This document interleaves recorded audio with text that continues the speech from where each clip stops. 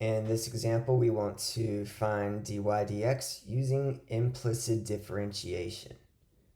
Start by taking the derivative with respect to x of the left side and the right side.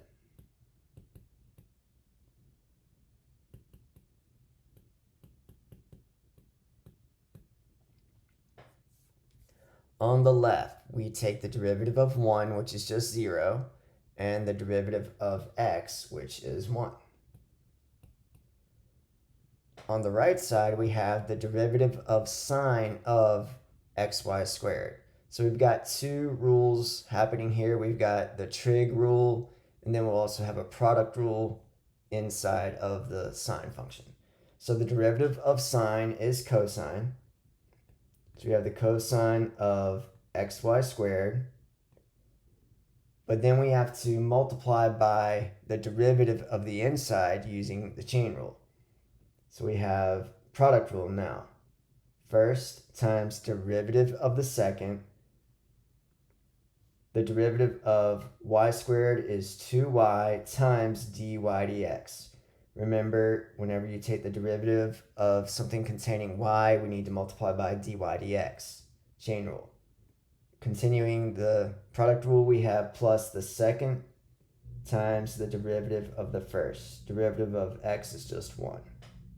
Next, we'll go through and clean up that right side. We need to distribute the cosine inside of the brackets. So we have 2xy cosine of xy squared times dy dx plus, distributing the cosine again, we get y squared times cosine of xy squared.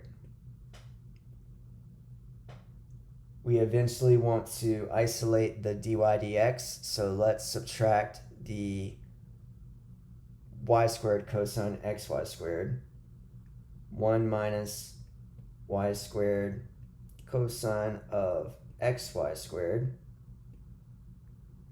equals 2xy cosine of xy squared, dy dx.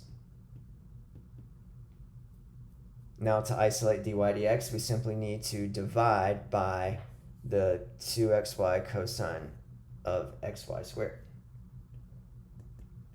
Dy dx equals 1 minus y squared cosine of xy squared all over 2xy cosine of xy squared. And we have now found dy dx.